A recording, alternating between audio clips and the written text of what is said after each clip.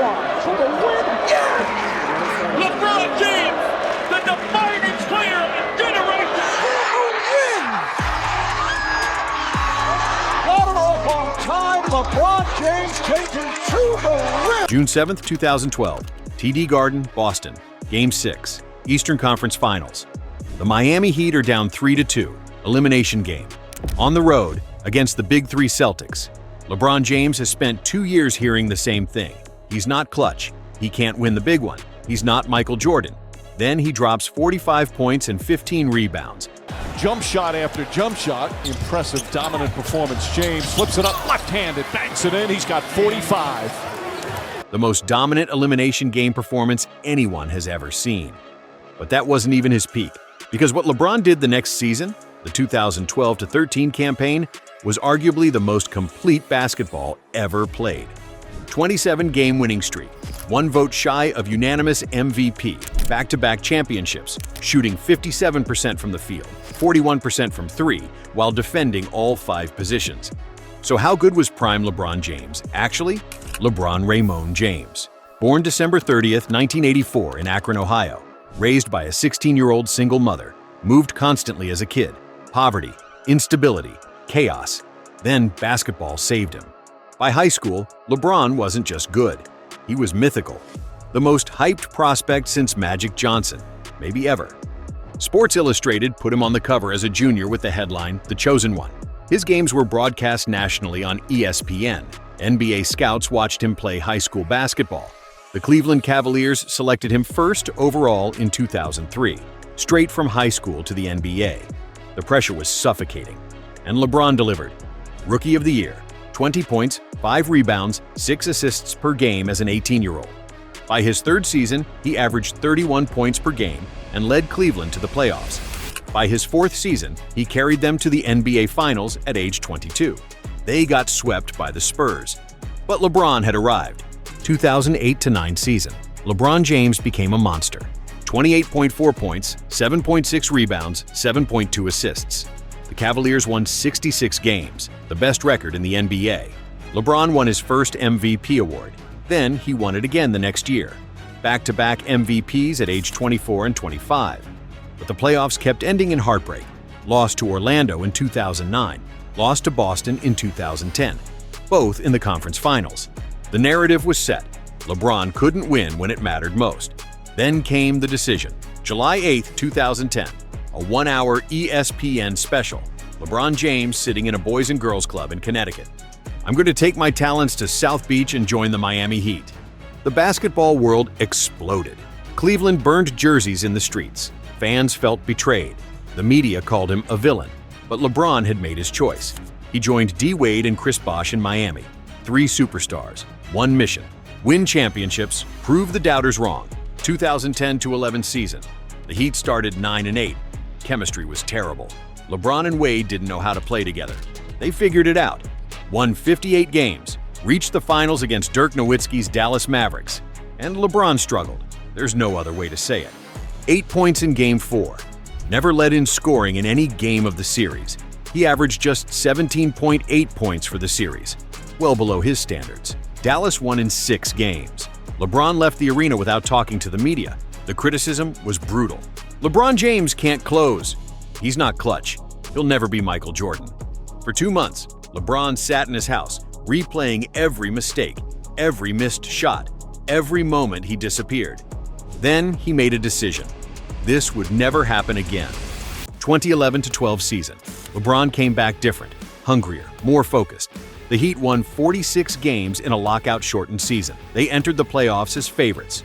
First round, swept the Knicks. Second round, beat the Pacers in 6 games. Eastern Conference Finals, Boston Celtics. The Big Three: Paul Pierce, Kevin Garnett, Ray Allen. Game 5 in Miami. Boston won. Paul Pierce hit a 3 in LeBron's face. The Heat were down 3-2. LeBron had 30 points, but he didn't score in the final 8 minutes of the game. The narrative was back. LeBron can't close. He's not a killer. Game 6, elimination game, in Boston, where the Heat almost never won. LeBron woke up that morning knowing his legacy was on the line. If the Heat lost, they'd break up the Big Three. His career would be defined by failure.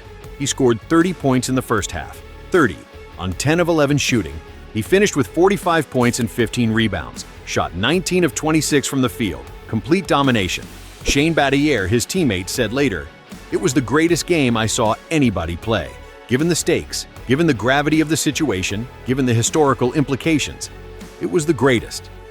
The Heat won 98-79. LeBron had saved his career. Game 7 back in Miami.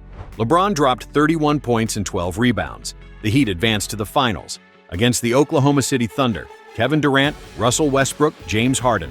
LeBron averaged 28.6 points, 10.2 rebounds, 7.4 assists in the finals. The Heat won in 5 games. Finally, his first championship, his first finals MVP. At 27 years old, LeBron James was a champion, but he still wasn't done improving. 2012-13 season, the greatest year of LeBron's career. 26.8 points, 8 rebounds, 7.3 assists per game. But the numbers don't tell the story.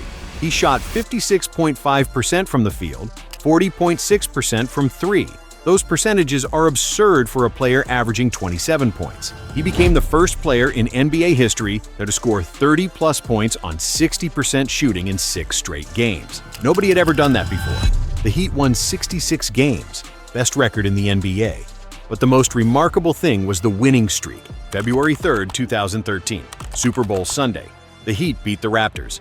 Then they kept winning, and winning, and winning. 27 straight victories, the second longest winning streak in NBA history. LeBron averaged 27 points, 8 rebounds, 8 assists during the streak on ridiculous efficiency. They came back from double-digit deficits 7 times. They erased a 27-point deficit against Cleveland in the third quarter. They beat everyone.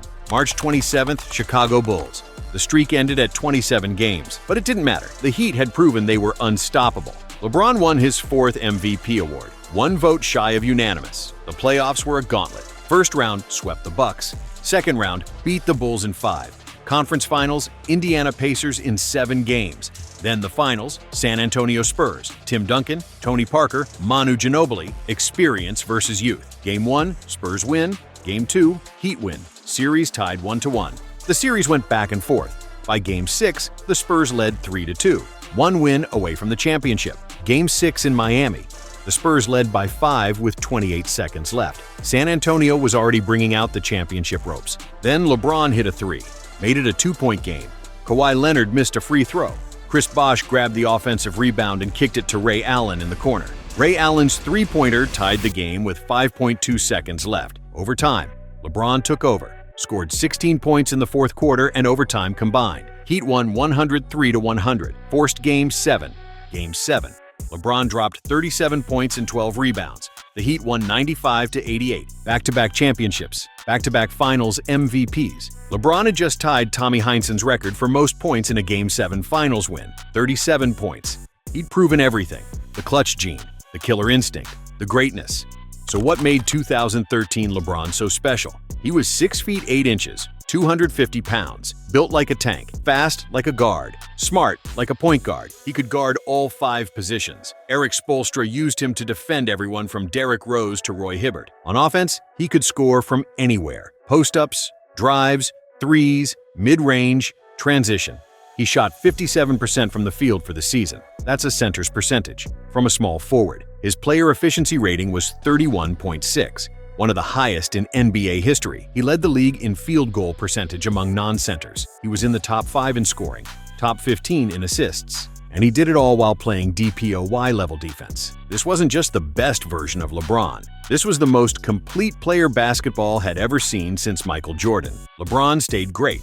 He won 2 more championships, one in Cleveland in 2016, one in LA in 2020. He became the NBA's all-time leading scorer in 2023. He's played in 10 NBA Finals, made the playoffs 17 times. But 2012-13 was the apex, the year when everything came together: the athleticism, the skill, the basketball IQ, the mental toughness, the hunger. He wasn't the fastest anymore. He wasn't the strongest anymore. But for one season, LeBron James was as close to perfect as basketball gets. So how good was prime LeBron James? Actually, 4 MVP awards, 4 championships, 4 finals MVPs, all-time leading scorer, 40,000 plus points, 10,000 plus rebounds, 10,000 plus assists. The only player ever to reach all 3 milestones. But the numbers don't capture what made prime LeBron special.